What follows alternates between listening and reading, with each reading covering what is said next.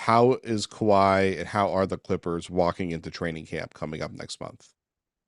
I mean, they're walking. Um, Can they run though? I'm That's the real question. yeah. Look, I think that there are some teams that want to get training camp started today, right? They're ready to go. Their vibes are great. Everyone's locked in. This is not that training camp right now for the Clippers. I think that things aren't terrible. Things aren't on a Philadelphia level. I wrote this week, and that's a good thing. I mean, it's hard to look training camp. You're supposed to have zero losses and have an attitude that exudes that we can do anything. We're in the best shape of our lives. We are feeling great about what we can do together, especially to start the year. Um, and obviously, Philadelphia is in a rough spot. But talking about the Clippers, they're a secondary character in what's going on in Philadelphia because we've been talking about James Harden's specific interest in coming to the Clippers for so long. And I mean, Jerry, you're getting me on a good day because I'm so tired of talking about James. And I on one hand, I feel for James. James sacrificed to be a 76er last year. All right. He took less money. He helped his dudes get on the team, PJ Tucker in particular, because that dude wound up starting on a lesser level, Daniel House Jr. It cost the Sixers a second round pick. We saw the tampering and the actual, we're not, this isn't subjective. Like objectively, the Sixers lost a draft pick because of conversations that were had that were probably not supposed to have been had at the time that they were being had, right?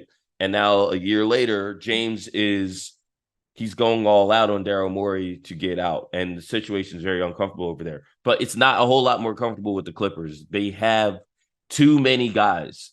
Like their third string is full of guys who are either rotation players now or have reasonable cases to be given a runway to be rotation players in the near future, either early this season or by the end of this season coming up, or certainly by the end of their rookie contracts. Guys like Kobe Brown, Brandon Boston Jr., a guy who they held Brandon Boston Jr. out of summer league because of how highly they think he is ready to play legitimate minutes. They're like, you graduated. It's a big deal when a young player does not have to play summer league because you've reached that point where it's like we trust that you're ready to go.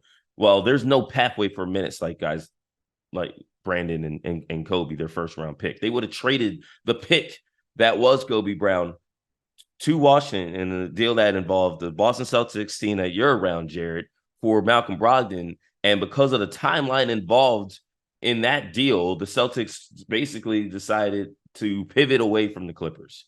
Okay. And they wound up trading another point guard. And there was another point guard involved in that trade, Tyus Jones. I bring up all these point guards because all the moves that the Clippers seem to want to make in order to consolidate their power forward position seems to involve, hey, it would be nice if we got another big ball handler back. We're talking about Brogdon, we're talking about James Harden. Chris Paul is not a big point guard, but they were interested in seeing how the Chris Paul thing would go too, and Chris winds up going to their division, the Golden State Warriors. So things feel incomplete at this time, Jared. And it's not like this is a normal year that they're entering.